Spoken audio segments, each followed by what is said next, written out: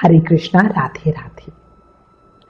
गन्ने के मंडप सजाएंगे हम, विष्णु तुलसी का विवाह रचाएंगे हम। आप भी होना खुशियों में शामिल, एकादशी का पर्व मिलकर मनाएंगे हम। देव उठनी एकादशी की ढेरों शुभकामनाएं। भगवान लक्ष्मी नारायण के श्री चरणों में आपके मंगल की कामना करते हुए प्रार्थना करती हूँ, आपकी सभी इच्छाएं पूरी हों, आपके जीवन में कोई भी नेगेटिव एनर्जी दूर हो, आपको जीवन में खूब खुशियां, खूब सुख, सौभाग्य, धन, संपत्ति, भक्ति, प्रेम और आशीर्वाद मिले। अब आज इस वीडियो में हम अति पावनी प्रबोधनी एकादशी या देव उठनी एकादशी का महत्व और 2 व्रत की कहानियों को सुनेंगे।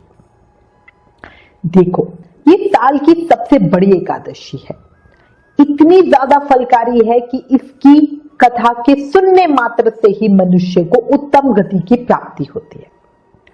वहीं अगर इस एकादशी का व्रत पूरी श्रद्धा भाव और विधान पूर्वक किया जाए तो फिर तो इसके फल का कहना ही क्या है। इस एकादशी को व्रत रखने से जो भक्त है उनके जीवन में सुख, समृद्धि, शांति के साथ धन का वास होता है। इसलिए सभी इस एकादशी का व्रत जरूर करें। जो वैसे एकादशी नहीं करते हैं वो भी साल की इस बड़ी एकादशी का व्रत जरूर करें, पूजा करें और कथा सुने। देवशयनी एकादशी की महिमा का वर्णन हमें भविष्योत्तर पुराण में मिलता है। इस एकादशी के बारे में ये कहा जाता है कि इसका उपवास कर लेने से 1000 अश्वमेध यज्ञ और 100 राजसूय यज्ञ का फल करने जितना फल मिलता है। पितृदोष से पीड़ित लोगों को अपने पितरों के लिए ये व्रत जरूर करना चाहिए, जिससे उनके जो पितर नरक में दुख पा रहे हैं वो मुक्ति पा सके। अब आपको अति पावनी, फलकारी, सुंदर देव उठनी एकादशी का महत्व बताते हो। भगवान श्री कृष्ण ने कहा, हे अर्जुन, तुम मेरे बड़े ही प्रिय सखा हो। हे पार्थ, अब मैं तुम्हें पापों का नाश करने वाली तथा पुण्य और मुक्ति देने वाली प्रबोधनी एकादशी की कथा सुनाता हूं, श्रद्धा पूर्वक सुनो। इस विषय में मैं तुम्हें नारद और ब्रह्मा जी के बीच हुए वार्तालाप को बताता हूं। एक समय नारद जी ने ब्रह्मा जी से पूछा, हे पिता, प्रबोधनी एकादशी के व्रत का क्या फल होता है, आप कृपया करके मुझसे कहें। ब्रह्मा जी ने कहा, पुत्र, कार्तिक माह के शुक्ल पक्ष की प्रबोधनी एकादशी के व्रत का फल 1 सहस्त्र अश्वमेध यज्ञ तथा 100 राजसूय यज्ञ के फल के बराबर होता है। नारद जी ने कहा, हे पितामह, एक संध्या को भोजन करने से, रात्रि में भोजन करने से तथा पूरे दिन का उपवास करने से क्या क्या फल मिलता है, कृपया ये भी विस्तार पूर्वक समझाइए। ब्रह्मा जी ने कहा, हे पुत्र, एक संध्या को भोजन करने से 2 जन्म के, पूरे दिन उपवास करने से 7 जन्म के सभी पाप नष्ट हो जाते हैं। जिस वस्तु का त्रिलोक में मिलना दुष्कर है वो वस्तु भी प्रबोधनी एकादशी के व्रत से सहज ही मिल जाती है। प्रबोधनी एकादशी के व्रत के प्रभाव से बड़े बड़े पाप भी क्षण मात्र में ही नष्ट हो जाते हैं। पूर्व जन्म के किए हुए अनेक बुरे कर्मों को प्रबोधनी एकादशी का व्रत क्षण भर में ही नष्ट कर देता है। जो मनुष्य अपने स्वभाव के अनुसार प्रबोधनी एकादशी का विधान पूर्वक व्रत करते हैं उन्हें पूरा फल मिलता है। हे पुत्र, जो मनुष्य श्रद्धा पूर्वक इस दिन किंचित मात्र पुण्य कर्म भी करता है उनका वो पुण्य पर्वत के समान अटल हो जाता है। जो मनुष्य अपने हृदय के अंदर ऐसा ध्यान करते हैं कि प्रबोधनी एकादशी का व्रत करूंगा, उनके 100 जन्मों के पाप नष्ट हो जाते।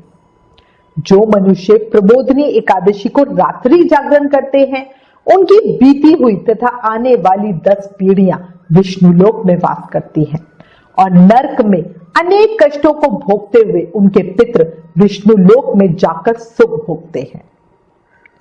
हे नारद, ब्रह्म हत्या आदि विकट पाप भी प्रबोधनी एकादशी के दिन रात्रि को जागरण करने से नष्ट हो जाते हैं। प्रबोधनी एकादशी को रात्रि को जागरण करने का फल अश्वमेध आदि यज्ञों के फल के से भी ज्यादा होता है। सभी तीर्थों में जाने तथा गौ, स्वर्ण, भूमि आदि का दान करने का फल प्रबोधनी एकादशी के रात्रि जागरण करने के फल के बराबर होता है। हे पुत्र, इस संसार में उसी मनुष्य का जीवन सफल है जिसने प्रबोधनी एकादशी के व्रत के द्वारा अपने कुल को पवित्र कर लिया।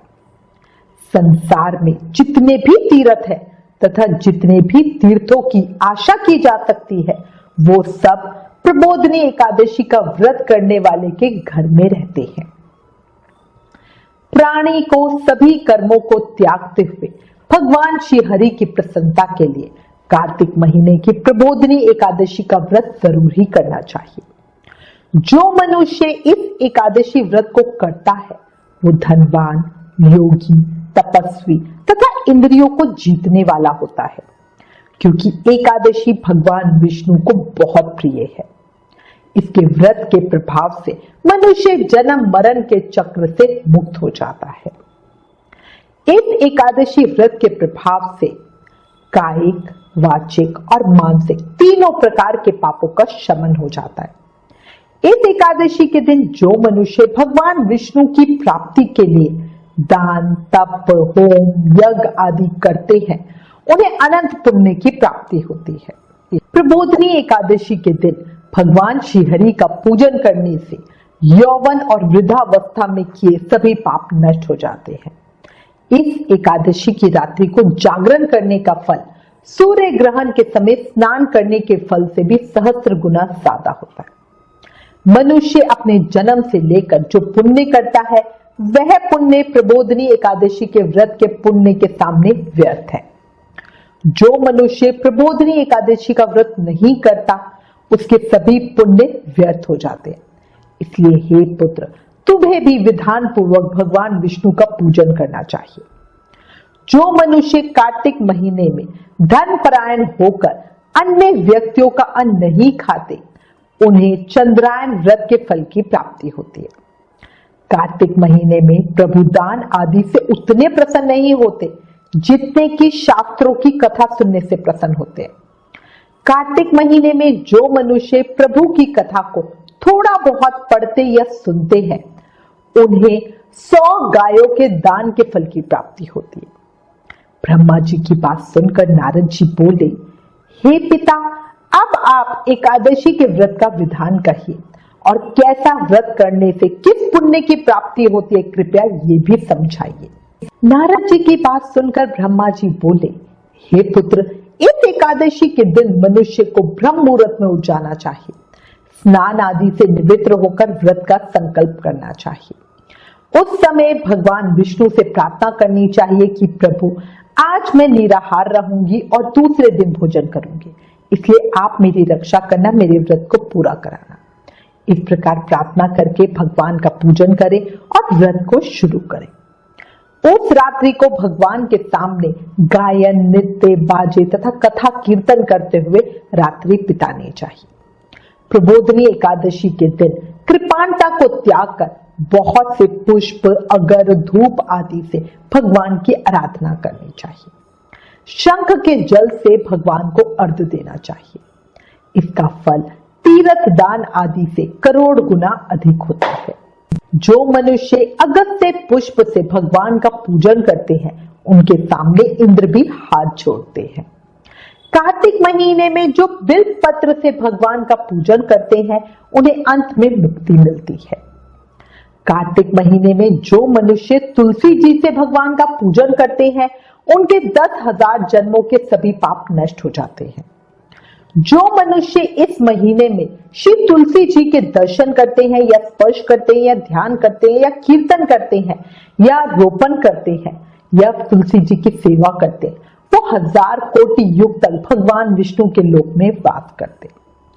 जो मनुष्य तुलसी का पौधा लगाते हैं उनके कुल में जो पैदा होते हैं वे प्रलय के अंत तक विष्णु लोक में ही रहते हैं। जो मनुष्य भगवान का कदम पुष्प से पूजन करते हैं वो यमराज के कष्टों को नहीं पाते, उनकी सभी कामनाएं पूरी होती हैं। भगवान विष्णु कदम पुष्प को देखकर बहुत प्रसन्न होते हैं। यदि उनका कदम पुष्प से पूजन किया जाए तो उससे उत्तम और कोई बात है ही नहीं। जो गुलाब के पुष्प से भगवान का पूजन करते हैं उन्हें निश्चित ही मुक्ति मिलती है। जो मनुष्य बकुल और अशोक के पुष्पों से भगवान का पूजन करते हैं वे अनंत काल तक शोक से रहित रहते हैं। जो मनुष्य भगवान विष्णु का सफेद और लाल कनेर के फूलों से पूजन करते हैं उन पर भगवान बहुत प्रसन्न होते हैं। जो मनुष्य भगवान श्री हरि का दूर्वा दल से पूजन करते हैं वे पूजा के फल से 100 गुना ज्यादा फल पाते हैं। जो भगवान का शमी पत्र से पूजन करते हैं वो भयानक यमराज के मार्ग को सुगमता से पार कर लेते हैं। जो मनुष्य चंपक पुष्प से भगवान विष्णु का पूजन करते हैं वो जीवन मृत्यु के चक्र से मुक्ति पाते हैं। जो मनुष्य स्वर्ण का बना हुआ केतकी पुष्प भगवान को अर्पित करते हैं उनके करोड़ों जन्मों के पाप नष्ट हो जाते हैं। जो मनुष्य पीले और रक्त वर्ण कमल के सुगंधित पुष्पों से भगवान का पूजन करते हैं उन्हें श्वेत द्वीप में स्थान मिलता है। इस प्रकार रात्रि में भगवान का पूजन करके प्रातः काल शुद्ध जल की नदी में स्नान करना चाहिए। स्नान करने के बाद भगवान की स्तुति करते हुए घर आकर भगवान का पूजन करना चाहिए। इसके बाद ब्राह्मणों को भोजन कराना चाहिए और दक्षिणा देकर आदर सहित उन्हें प्रसन्नता पूर्वक विदा करना चाहिए। इसके बाद गुरु की पूजा करनी चाहिए और ब्राह्मणों को दक्षिणा देकर नियम को छोड़ना चाहिए।